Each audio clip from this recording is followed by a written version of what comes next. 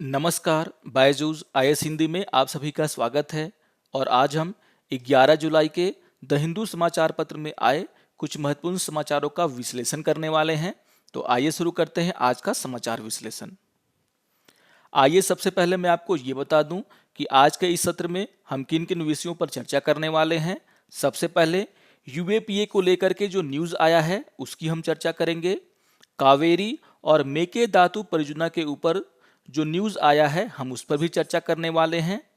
प्रतिरक्षा ऋण, इसको यहाँ पर समझाने का प्रयास किया गया है, तो इससे रिलेटेड जो न्यूज़ है हम उसकी भी यहाँ पर चर्चा करने वाले हैं। इसके अलावा YouTube blogger Carl Edward Rice को लेकर के जो न्यूज़ आया है हम उसका भी यहाँ पर चर्चा करेंगे। उड़ीसा हाई कोर्ट के द्वारा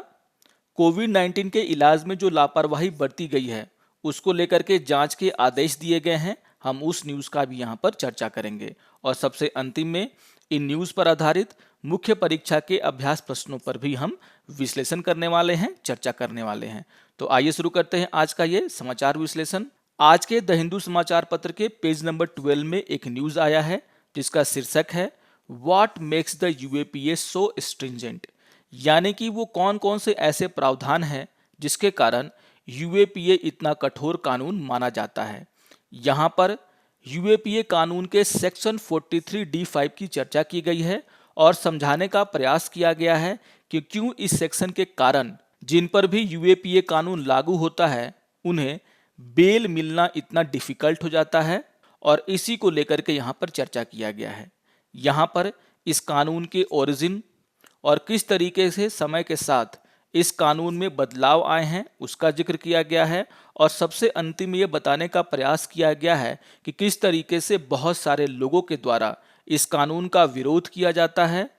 और यहाँ पर खास करके इस कानून के सेक्शन 43D5 की चर्चा की गई है। तो आइए देख लेते हैं कि इस न्यूज़ में हमारे एग्जाम के लिए कौन कौन सी इंपॉर्टेंट बातें हैं। इस न्यूज़ के शुरुआत में ही यह समझाने का प्रयास किया गया है कि जिस तरीके से फादर स्टेन स्वामी की न्यायिक हिरासत में मौत हो गई है उसके कारण फिर से लोगों का ध्यान यूएपीए कानून की तरफ चला गया है, और खास करके इस कानून के सेक्शन 43D5 की तरफ चला गया है। यहाँ पर यह समझाने का प्रयास किया गया है कि किस तरीके से अदालतों के द्वारा इस कानून की धारा 43D5 का व्याख्या किया गया है और किस तरीके से इसके अनुसार जमानत मिलना इतना कठिन हो गया है। यानी कि यूएपीए कानून की कठोर प्रकृति के ऊपर यहाँ पर खुल करके बातें कही गई हैं। इस न्यूज़ में यूएपीए की उत्पत्ति को लेकर के इम्पोर्टेंट बातें कही गई हैं और कहा जा रहा है कि केंद्र सरकार के द्वारा 1960 के दशक के मध्य से ही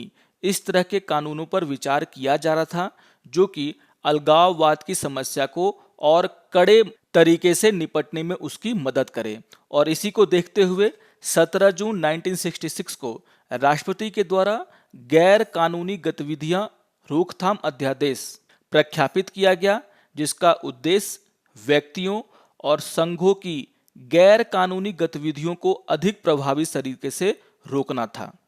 लेकिन मार्च 1967 में नक्सलबाड़ी में जो एक बहुत बड़ा किसान विद्रोह हुआ उसके कारण इस कानून के तत्कालिता पर और प्रभाव पड़ा, और इसी आंदोलन को देखते हुए गैर कानूनी गतिविधि रोकथाम अधिनियम 1967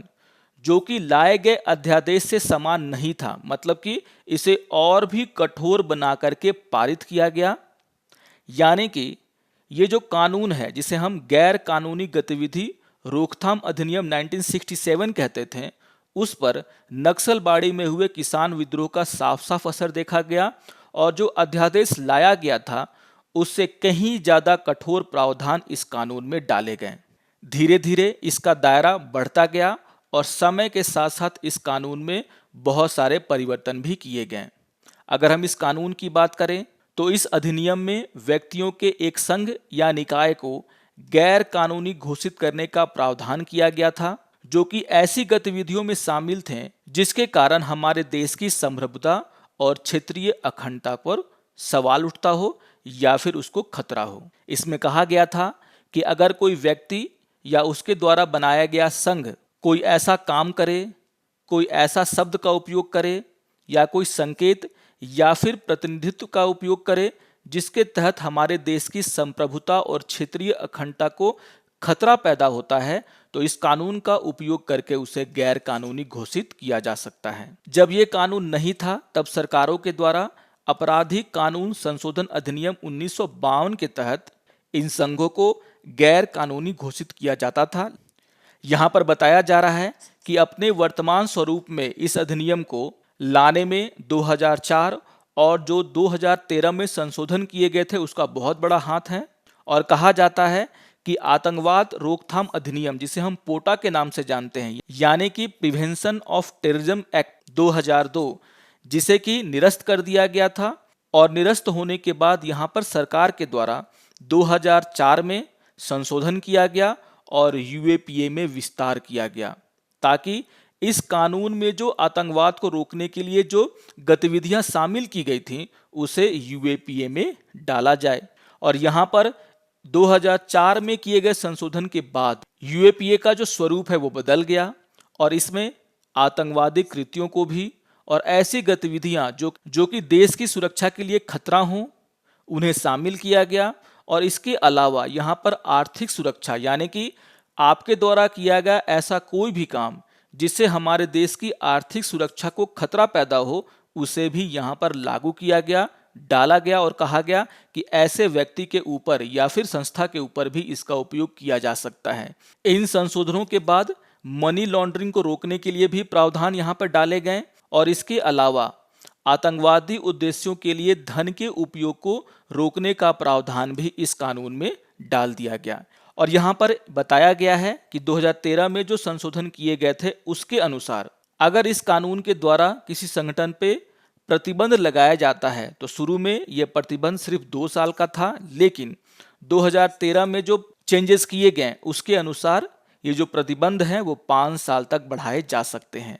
कहने का आशा ये है कि 2004 और 2013 में जो संशोधन हुए हैं उसके कारण इसका स्वरूप बहुत ही बदला है। यहाँ पर यह भी बताया गया है कि 2004 में जो संशोधन इसमें किए गए थे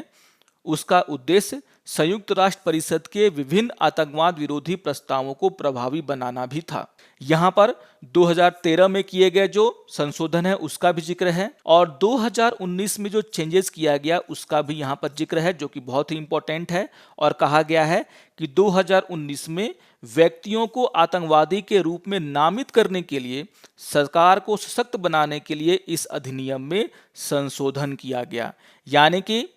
इस संशोधन के बाद सरकार किसी व्यक्ति को आसानी से आतंकवादी घोषित कर सकती थी। तो ये जो सारे संशोधन हुए हैं उसका यहाँ पर जिक्र किया गया है और कहा गया है कि इन संशोधनों के कारण ही इस कानून का दायरा बढ़ता गया। यहाँ पर इस बात की भी चर्चा की गई है कि किस तरीके से यूएपीए के प्रावधान नियमित आपराधिक कानून से भिन्न हैं। यूएपीए को और अधिक मजबूत बनाने के लिए आपराधिक प्रक्रिया संहिता यानी कि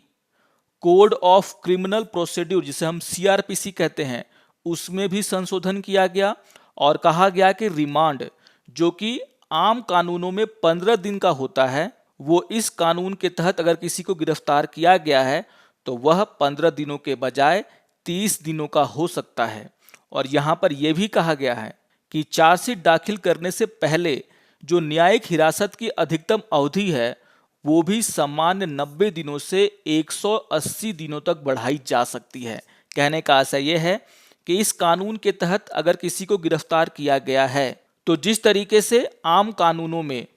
रिमांड और न्यायिक हिरासत की जो अवधि दी गई है उससे यहाँ पर इसे बढ़ा दिया गया है। और अगर किसी व्यक्ति पर यूएपीए लगा है तो उसका जो रिमांड का जो टाइम है वो 30 दिनों का हो सकता है और न्यायिक हिरासत की अवधि भी 180 दिनों की हो सकती है, जो कि अन्य आपराधिक कानूनों से बहुत ही ज्यादा भिन्न है। इस न्यूज में जो इंपॉर्टेंट चर्चा की गई है वो इस कानून के धारा 43D5 के ऊपर है और कहा गया है कि अगर किसी व्यक्ति को यूएपीए कानून के तहत गिरफ्तार किया गया है तो उस संदिग्ध को जमानत नहीं दी जा सकती यदि अदालत को यह लगता है कि जो उस पर आरोप लगाए गए हैं वो प्रथम दृष्टया सही हैं। यानी कि अगर आप बेल के लिए अपील करते हैं तो जो अदालत इस बेल अपील को सुन रही है, अगर उसे लगता है कि प्रथम दृष्टया जो आरोप हैं, यानी कि जो जांच एजेंसी के द्वारा जो एविडेंस उस कोर्ट के सामने रखे गए हैं, उस एविडेंस को देखते हुए अगर कोर्ट को लगता है कि आप पर जो आरोप है वो सही हो सकते हैं, तो उसी के आधार पर आपको यहाँ पर जमानत नहीं दी जाएगी, जमानत को रोक दिया जाएगा। तो इस तरह का जो प्रावधान है वो इस यूएपीए को बहुत ही कठोर बना देता है और इसी को लेकर के बहुत सारे समाज के वर्गों में इस कानून का विरोध किया जाता है और कहा जाता है कि जिस तरीके से कोर्ट के द्वारा सेक्शन 43D5 की व्याख्या की गई है, उससे अगर किसी पर इस कानून को लगा दिया जाता है तो उसे बेल मिलना बहुत ही कठिन हो जाता है। और इसीलिए जो भी ह्यूमन राइट वायलेशन को लेकर के जो कार्यकर्ता काम करते हैं वो खास करके इस प्रोविजन के खिलाफ हैं। तो बहुत ही इंपॉर्टेंट न्यूज़ है और यहाँ पर यूएपीए की उत्पत्ति से लेकर के उसके एक्सटेंशन से लेकर के उसके जो कठोर प्रावधान है उसकी चर्चा की गई है, खास करके सेक्शन 43D5 की। तो बहुत ही इंपॉर्टेंट है, इस सेक्शन को आप लोग ध्यान में रखिएगा, एग्जाम पॉइंट ऑफ व्यू से बहुत ही इंपॉर्टेंट हो जाता है। आइए एक और न्यूज़ की यहाँ पर चर्चा कर लेते हैं। आज के पेपर के पेज नंबर 12 में एक न्यूज़ आया जिसका शीर्षक है Kaveri and the row over Mekedatu project. तो यहाँ पर कर्नाटका और तमिलनाडु के बीच में मेकेदातु प्रोजेक्ट को लेकर के जो विवाद चल रहा है उसकी चर्चा की गई है और उसे यहाँ पर समझाने का प्रयास किया गया है कि आखिर ये विवाद क्यों शुरू हुआ, कर्नाटका का क्या कहना है और तमिलनाडु के द्वारा क्यों इसका विरोध किया जा रहा है। तो आइए समझ लेते हैं इस न्यूज़ को भी। 6 जुलाई को कर्नाटका के चीफ मिनिस्टर BS येदियुरप्पा के द्वारा बेंगलुरु में यह घोषणा किया गया कि उनकी सरकार मेकेदातु परियोजना के साथ आगे बढ़ेगी और सेम उसी दिन दिल्ली में तमिलनाडु के वाटर रिसोर्स मिनिस्टर के द्वारा जल शक्ति मिनिस्टर गजेंद्र सिंह शेखावत से मुलाकात की गई और कहा गया कि केंद्र सरकार को कर्नाटक सरकार के इस प्रोजेक्ट को क्लियर नहीं करना चाहिए और इसी को लेकर के अब यहाँ पर विवाद शुरू हो गया है। यहाँ पर इस बात को समझाने का प्रयास किया गया है कि आखिर इस विवाद में कावेरी जल विवाद न्यायाधिकरण और सुप्रीम कोर्ट का क्या कहना है। अगर हम कावेरी जल विवाद न्यायाधिकरण की बात करें तो उसने फरवरी 2007 में अपने अंतिम आदेश में पुडुचेरी के अलावा सभी तटीय राज्य जैसे कर्नाटक, केरल और तमिलनाडु को आवंटन किया था, लेकिन विभिन्न राज्य सरकारों के द्वारा ये जो फैसला दिया गया था कावेरी जल विवाद न्यायाधिकरण के द्वारा, उससे क्षुब्ध होकर के 2018 में सर्वोच्च न्यायालय में अपील की गई थी और यहाँ पर सुप्रीम कोर्ट ने अपने फैसले में जल आवंटन में कुछ संशोधन किया और तमिलनाडु की कीमत पर, यानी कि तमिलनाडु को जो आवंटन अलॉट किया गया था, जितना पानी का आवंटन उसको दिया गया था, उसमें से कुछ परसेंटेज काट करके कर्नाटक को दे दिया गया और कर्नाटक के हिस्से में 14.75 हजार मिलियन क्यूबिक फीट पानी की वृद्धि कर दी गई। और यहाँ पर सुप्रीम कोर्ट के द्वारा ये भी कहा गया कि ये जो वृद्धि की गई है पानी की, उसमें बेंगलुरु और आसपास के क्षेत्र में पीने के पानी और घरेलू आवश्यकताओं को पूरा करने के लिए 4.75 टीएमसी फीट पानी भी शामिल है। यानी कि कर्नाटक की सरकार बेंगलुरु और उसके आसपास के क्षेत्रों में पीने के पानी की व्यवस्था करने के लिए इस बढ़ी हुई मात्रा का उपयोग कर सकती है और इसी को देखते हुए कर्नाटक सरकार के द्वारा मेकेदातु परियोजना को तेजी से आगे बढ़ाने का फैसला लिया गया है, क्योंकि उनको लगता है कि सुप्रीम कोर्ट के द्वारा जो उन्हें अतिरिक्त आवंटन किया गया था उसके कारण वे बेंगलुरु और इसके आसपास के क्षेत्र में आवश्यकता को पूरा करने के लिए इस योजना को आसानी से बना सकते हैं। अगर हम इस परियोजना की बात करें तो इस परियोजना की जो अनुमानित लागत है वो 9,000 करोड़ रुपए की है और इस परियोजना में 67.16 टीएमसी फीट क्षमता वाला एक जलाशय का निर्माण किया जाएगा, जो कि कर्नाटक तमिलनाडु सीमा से लगभग 4 किलोमीटर दूर होगा और यहाँ पर लगभग 400 मेगावाट की एक जल विद्युत संयंत्र को बनाने का भी प्रस्ताव किया गया है।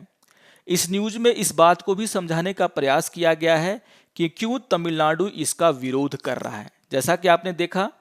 कि ये जो परियोजना है मात्र कर्नाटक और तमिलनाडु की सीमा से सिर्फ 4 किलोमीटर ही दूर है और तमिलनाडु को लगता है कि कर्नाटक इस परियोजना के माध्यम से अनियंत्रित जल ग्रहण के प्रभाव को रोकेगा और उसके प्रवाह को मोड़ देगा। यहाँ पर तमिलनाडु के द्वारा कहा गया है कि मेकेदातु परियोजना का जिक्र ना तो ट्रिब्यूनल के अंतिम आदेश में किया गया और ना ही सुप्रीम कोर्ट ने फैसले में इस परियोजना का उल्लेख किया, यानी कि जो आवंटन बढ़ाया गया है कर्नाटक सरकार को, उसमें कहीं भी मेकेदातु परियोजना का जिक्र नहीं है। और इसी को आधार बनाते हुए तमिलनाडु का कहना है कि कर्नाटक सरकार को इस परियोजना को नहीं बनाना चाहिए। अगर ये परियोजना यहाँ पर बन जाती है तो तमिलनाडु को यह आशंका है कि इसका उपयोग करके कर्नाटक जितना पानी तमिलनाडु में जाता है उसे रोकने का प्रयास करेगा और यहाँ पर इस नदी की धारा को भी इसे मोड़ा जा सकता है। यहाँ पर एक बहुत ही इंपॉर्टेंट नोट को ध्यान में रखेंगे आप लोग, और आपको ये समझना होगा कि ये जो परियोजना है उसके खिलाफ तमिलनाडु सरकार ने सुप्रीम कोर्ट में पहले से ही अपील कर रखी है और ये मामला सुप्रीम कोर्ट में लंबित है। और इस परियोजना को अभी भी केंद्र सरकार के द्वारा पर्यावरण की मंजूरी नहीं मिली है। और इसी को देखते हुए तमिलनाडु सरकार ने केंद्र सरकार से ये कहा है कि केंद्र सरकार को कर्नाटक सरकार की इस योजना को मंजूरी नहीं देनी चाहिए, क्योंकि ये मामला अभी भी सुप्रीम कोर्ट में लंबित है। तो यहाँ पर दो स्टेट के बीच में जो जल विवाद है उसे समझाने का प्रयास किया गया है। तो ये टॉपिक भी आपके लिए बहुत ही इंपॉर्टेंट है। आइए एक और न्यूज़ का यहाँ पर चर्चा कर लेते हैं। आज के पेपर के पेज नंबर 12 पर ही एक न्यूज़ आया है जिसका शीर्षक है आर कोविड-19 curve telling on immune system. तो बहुत ही इंपॉर्टेंट टॉपिक है एग्जाम पॉइंट ऑफ व्यू से, और यहाँ पर इम्यूनिटी डेप्थ को समझाने का प्रयास किया गया है। तो आइए समझते हैं कि इस न्यूज़ में कौन कौन सी इंपॉर्टेंट बातें हैं और ये इम्यूनिटी डेप्थ क्या होता है। यहाँ पर इस न्यूज़ में बताया गया है कि जिस तरीके से बहुत सारे देशों के द्वारा कोविड-19 महामारी के कारण जो प्रतिबंध लगाए गए थे, जो लॉकडाउन लगाया गया था, उसे अब धीरे धीरे उठाया जा रहा है पूरी दुनिया में। जब से वैक्सीनेशन तेजी से लगना शुरू हुआ है तब से बहुत सारे देशों के द्वारा लॉकडाउन को ख़त्म कर दिया गया है। और लॉकडाउन को ख़त्म करने के साथ ही ये भी रिपोर्ट आने शुरू हो गए हैं कि बहुत सारे लोगों में श्वसन संक्रमण देखा जा रहा है। और जैसा कि आप सभी जानते हैं कि ये जो बीमारियां हैं जैसे इन्फ्लुएंजा और आरएसवी, ये सारी बीमारियां विंटर सीजन में होती हैं, लेकिन अभी देखा जा रहा है कि ये जो बीमारियां हैं और उनका जो इन्फेक्शन है वो बेमौसम बढ़ता जा रहा है। यानी कि विंटर सेशन में तो ये बीमारियां होती हैं, ये तो समझ में आता है, लेकिन गर्मी के मौसम में या फिर दूसरे मौसम में भी ये बीमारियां अब लोगों में देखी जा रही हैं। और इसी को लेकर के यहाँ पर चर्चा की गई है। और डॉक्टरों का कहना है कि SARS-CoV-2 वायरस के प्रसार को रोकने के लिए जो गैर दवा हस्तक्षेप यानी कि नॉन फार्मास्यूटिकल इंटरवेंशन किया गया था,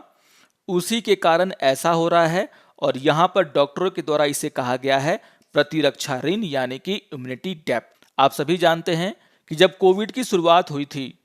तो पूरे दुनिया में इसको लेकर के कोई भी दवाइयाँ नहीं थी, और इसको बचने का जो एकमात्र माध्यम था वो था सोशल डिस्टेंसिंग। यहाँ पर लोगों को मास्क लगाने के लिए, सोशल डिस्टेंसिंग बना करके रखने के लिए, अपने घरों में रहने के लिए कहा गया था। और एक लंबा लॉकडाउन पूरी दुनिया में बहुत सारे देशों के द्वारा लगाया गया था। भारत में भी एक बहुत बड़ा लॉकडाउन जो है कोविड-1 में और कोविड-2 में हमने देखा है। और यहाँ पर इसके कारण लोगों में इन बीमारियों के खिलाफ यानी कि इन्फ्लुएंजा और आरएसवी की जो बीमारियां फैलाने वाले जो बग्स हैं उनके खिलाफ जो है इम्यूनिटी भी कम हो गई। ये तो जरूर हुआ कि इस तरीके के उपाय करने से, जिसे हम नॉन फार्मास्यूटिकल इंटरवेंशन कहते हैं, कोविड का प्रसार कम हुआ। लेकिन जिस तरीके से लोग अपने घरों में रहें, जिस तरीके से लोगों ने मास्क का उपयोग किया, उसके कारण इन्फ्लुएंजा और आरएसवी फैलाने वाले जो वायरस हैं उनसे भी हम कांटेक्ट में नहीं आए, जिसके कारण सर्दियों के समय में ये जो बीमारियां थी वो ना के बराबर हुई। यहाँ पर इम्यूनिटी डेप्थ को समझाने का प्रयास किया गया है, प्रतिरक्षा ऋण को समझाने का प्रयास किया गया है। और कहा गया है कि सामाजिक दूरी, मास्क का उपयोग, हाथ की स्वच्छता सहित जो भी और दूसरे उपयोग यहाँ पर लोगों के द्वारा किए गए, उसके कारण जरूर कोविड-2 के प्रसार को रोका गया। लेकिन यहाँ पर जो अन्य श्वसन संक्रमण हैं वो भी लोगों को नहीं हुए, और इसके कारण जो इम्यूनिटी है लोगों की वो कमजोर हो गई है इन बीमारियों के खिलाफ। यहाँ पर एक रिपोर्ट का भी जिक्र किया गया है जिसका शीर्षक है एंडेमिक संक्रमणों के भविष्य की गतिशीलता पर कोविड-19 गैर दवा हस्तक्षेपों का प्रभाव। इसको समझाते हुए क्रिश्चियन मेडिकल कॉलेज वेल्लोर के माइक्रोबायोलॉजिस्ट, जिनका नाम है गगनदीप कांग, उन्होंने ये बताया है कि मूल रूप से जब कोई व्यक्ति संक्रामक एजेंटों के संपर्क में आता है तो उसके कारण मानव शरीर में प्रतिरक्षा की प्रक्रिया बढ़ जाती है, यानी कि हम उस रोग के खिलाफ इम्यून हो जाते हैं। लेकिन अगर हम सर्दी खांसी फैलाने वाले बग के संपर्क में नहीं आते हैं तो इसकी संभावना बढ़ जाती है कि बेमौसम इनका प्रकोप और भी ज़्यादा हो, जो कि सामान्य से अधिक गंभीर हो सकता है। और यहाँ पर इन्होंने बताया है कि किस तरीके से 2020 में सर्दियों के दौरान होने वाले जो बीमारियां हैं उसमें जो है 99.9% की कमी आई है। यानी कि जो सोशल डिस्टेंसिंग का हमने उपयोग किया, जो मास्क का हमने उपयोग किया, उसके कारण सर्दियों में होने वाली जो आम बीमारियां हैं वो ना के बराबर में देखी गई और इसी के कारण बहुत सारे लोगों में इन बीमारियों के खिलाफ अब इम्यूनिटी बहुत ही कमज़ोर हो गई है, जिसका असर अब हमें आगे चल करके दिखाई देगा। और इसी के कारण बहुत सारे देशों में बेमौसम सर्दियों का जो बीमारी है वो बहुत सारे लोगों में देखा जा रहा है। यहाँ पर बताया गया है कि बहुत छोटे बच्चों को इन बीमारियों से बहुत ज़्यादा खतरा होता है, जो कि आम तौर पर सर्दियों में होते हैं। यहाँ पर यह बताने का प्रयास किया गया है कि जो छोटे बच्चे होते हैं वो माँ के इम्यून सिस्टम के कारण बच जाते हैं। अगर माँ जो है ऐसी बीमारियों के संपर्क में आती है तो उसमें जो इम्यूनिटी है वो पैदा हो जाता है, जिसके कारण जो बहुत छोटे बच्चे हैं जो माँ के दूध पर निर्भर रहते हैं, हो सकता है कि उनमें भी इम्यूनिटी चली जाए। लेकिन देखा गया कि बहुत सारी माताएं भी विंटर के सीजन में इन बीमारियों के संपर्क में नहीं आए और इसीलिए अब बच्चों में भी इन बीमारियों का प्रचलन बढ़ता जा रहा है। यानी कि यहाँ पर बताने का प्रयास किया गया है कि कोविड-19 के वायरस को रोकने के लिए जो हमने नॉन फार्मास्यूटिकल इंटरवेंशन किया, यानी कि उसको रोकने के प्रयास में जो हमने सोशल डिस्टेंसिंग का फॉर्मूला अपनाया है, उसके कारण बहुत सारे ऐसी बीमारियां हैं जिसके संपर्क में हम आए ही नहीं और जिसके कारण हमारा शरीर अब उनके लिए इम्यून नहीं रह गया है। हमारी इम्यूनिटी जो है इन बीमारियों के लिए अब बहुत ही कम हो गई है, जिसमें श्वसन की जो संक्रमण है वो सबसे ज़्यादा देखने को मिल रहा है। और इसीलिए यहाँ पर कहा गया है सबसे अंतिम पार्ट में कि क्या दुनिया को फिर से लॉकडाउन के ऊपर सोचना चाहिए, यानी कि जो बात बात पे हम लोग हमेशा लॉकडाउन लगा देते हैं कोविड-19 को रोकने के लिए, क्या इस तरह के जो उपाय हैं उस पर दुनिया को सोचना चाहिए। क्योंकि इन लॉकडाउन के कारण जो सोशल और इकोनॉमिक लॉस हुआ है पूरी दुनिया का वो बहुत ही ज़्यादा है। लेकिन पूरी दुनिया इनका उपयोग करके भी कोविड-19 के वायरस को रोक नहीं पा रही है, इसके संक्रमण को रोक नहीं पा रही है।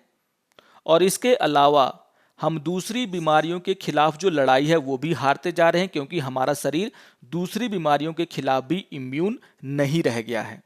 तो बहुत ही इंपॉर्टेंट यहाँ पर चर्चा की गई है और यहाँ पर इम्यूनिटी डेप्थ को समझाने का प्रयास किया गया है।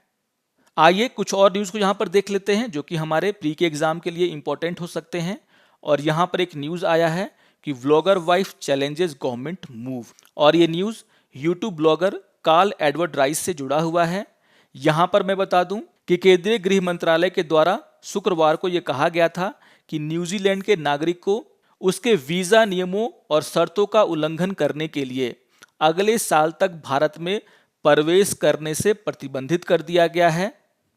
और यहाँ पर कहा गया है मंत्रालय के द्वारा कि वह एक पर्यटक वीज़ा पर व्यावसायिक गतिविधियां कर रहे थे और जिसके कारण वीज़ा शर्तों का यहाँ पर उल्लंघन किया गया है और इसी को देखते हुए उन पर ये प्रतिबंध लगाया गया है। इन्हीं प्रतिबंधों को देखते हुए उनकी पत्नी के द्वारा दिल्ली हाई कोर्ट में एक याचिका दायर की गई है और जिसमें कहा गया है कि सरकार द्वारा उठाया गया यह कदम सही नहीं है। उन्होंने कहा है कि YouTube blogger Carl Edward Bharat के प्राकृतिक खूबसूरती को बढ़ाने का, दुनिया में ले जाने का काम कर रहे थे, जिसके कारण पूरी दुनिया को भारत की खूबसूरती के बारे में पता चल रहा था और एक तरीके से जो उनका काम है वो भारत में पर्यटन को बढ़ावा देने का काम कर रहा था। और इसी को देखते हुए उन्होंने ये याचिका दायर की है और उन्होंने ये भी कहा है कि इस प्रतिबंध के कारण उन्हें उनके पति के साथ रहने से वंचित कर दिया गया है, जो कि संविधान के अनुच्छेद 21 के तहत जीवन और गरिमा के मौलिक अधिकार का उल्लंघन है। और इसी को देखते हुए उन्होंने दिल्ली हाई कोर्ट में ये याचिका दायर की गई है। तो यहाँ पर जो उनके द्वारा याचिका दायर की गई है उसे अनुच्छेद 21 के उल्लंघन का मामला बता करके दायर किया गया है। तो इस न्यूज को भी आप लोग ध्यान में रखिएगा, क्योंकि अब कोर्ट को यह तय करना है कि क्या ये सेंट्रल गवर्नमेंट के द्वारा जो आदेश दिया गया है वो आर्टिकल 21 का उल्लंघन है या नहीं। आइए एक और न्यूज को यहां पर देख लेते हैं, जो कि आज के पेपर के पेज नंबर 9 पे आया है, जिसका शीर्षक है SC order inquiry into medical negligence. तो यहां पर उड़ीसा हाई कोर्ट के द्वारा कोविड-19 के दौरान, खास करके जो दूसरी लहर थी उस दौरान, बहुत सारे हॉस्पिटल्स में जो लोगों की मौतें हुई हैं और जिसमें यह आरोप लगाया जा रहा है अच्छा इलाज नहीं मिलने के कारण ही इन लोगों की मौत हुई है, उसके जांच करने के आदेश दिए गए हैं। और यहाँ पर कहा गया है कि उड़ीसा उच्च न्यायालय ने पश्चिमी उड़ीसा के बुरला में एक प्रमुख सरकारी चिकित्सा संस्थान कोविड-19 महामारी के दौरान रोगियों के इलाज में कथित चिकित्सा लापरवाही की जांच का आदेश दिया है। यहाँ पर उड़ीसा हाई कोर्ट को एक व्यक्ति के द्वारा ईमेल के माध्यम से शिकायत की गई थी और उड़ीसा हाई कोर्ट के द्वारा इसकी जांच भी कराई गई थी। और इसको देखते हुए संबलपुर के डिस्ट्रिक्ट कलेक्टर के द्वारा एक 3 मेंबर कमेटी ही बनाई गई थी, जिसने अपनी रिपोर्ट में कहा ऐसा कोई भी सबूत नहीं मिला है जिसके आधार पर यह कहा जाए कि हॉस्पिटल में जो मौतें हुई हैं वो नेग्लिजेंस यानी कि उन्हें सही तरीके से इलाज नहीं मिलने के कारण हुई हैं। और इसी को देखते हुए याचिकाकर्ता के द्वारा बहुत सारे लोगों के द्वारा जो प्रूफ है उसे हाईकोर्ट में सौंपा गया था और उसी को देखते हुए उड़ीसा हाईकोर्ट ने इस इंक्वायरी का ऑर्डर दिया है। तो यहाँ पर इस तरह के पूरे देश में बहुत सारे मामले हैं और हो सकता है कि आगे और भी बहुत सारे जो स्टेट के हाईकोर्ट हैं उनके द्वारा इंक्वायरी का आदेश दिया जाए। तो अभी आपको उड़ीसा हाईकोर्ट को याद रखना है, जिसके द्वारा मेडिकल नेग्लिजेंस के ऊपर जो है इंक्वायरी करने के आदेश दिए गए हैं। आइए अब आज के समाचार पर आधारित मुख्य परीक्षा के अभ्यास प्रश्नों पर चर्चा कर लेते हैं। यहाँ पर पहला क्वेश्चन है, प्रतिरक्षा ऋण क्या है? लॉकडाउन में धीरे धीरे ढील के बीच कुछ देश श्वसन संक्रमणों की अधिक संख्या की रिपोर्टिंग क्यों कर रहे हैं? क्या लॉकडाउन पर पुनर्विचार होना चाहिए? इस पर अपनी राय रखें। तो हमने प्रतिरक्षा ऋण के ऊपर सारी चर्चा की है, टॉपिक वाइज हमने यहाँ पर चर्चा की है क्यों बहुत सारे देशों में श्वसन संक्रमणों के मामले बढ़ रहे हैं और क्या लॉकडाउन पर पुनर्विचार होना चाहिए या नहीं। तो अपना जब आप उत्तर का संरचना करेंगे तो आप इन सभी बातों का जिक्र करेंगे और अपनी राय रखते हुए इसके उत्तर की संरचना करेंगे। आइए देख लेते हैं दूसरे क्वेश्चन को। और दूसरा क्वेश्चन है, यूएपीए कानून क्या है, इसका दायरा क्या है और पिछले कुछ वर्षों में इसका विस्तार कैसे किया गया है, चर्चा करें। तो हमने इस एडिटोरियल पर भी चर्चा की है और मैंने उस चर्चा में यूएपीए के कानून के बारे में सब कुछ बताया है, जिसमें उसकी उत्पत्ति और किस तरीके से आगे चल करके 2004 और 2013 में इसमें बहुत सारे संशोधन किए गए जिससे इसके दायरे को बढ़ाया गया। तो आप उन सभी बातों का जिक्र करते हुए इस क्वेश्चन के उत्तर की संरचना कर सकते हैं। आशा करता हूं कि आपको आज का ये समाचार विश्लेषण पसंद आया होगा। सारे टॉपिक आपके एग्जाम के लिए बहुत ही इंपॉर्टेंट हैं, तो इन सारे टॉपिक्स में जो भी इंपॉर्टेंट बातें हैं उसको आप लोग नोट कर लेंगे, इन न्यूज़ को ध्यान में रखेंगे। और अगर आपको ये वीडियो पसंद आया होगा तो आप जरूर इसे लाइक करें, शेयर करें और दूसरों को भी सब्सक्राइब करने के लिए प्रेरित करें। तो मिलते हैं समाचार विश्लेषण के अगले अंक में, तब तक के लिए नमस्कार और धन्यवाद।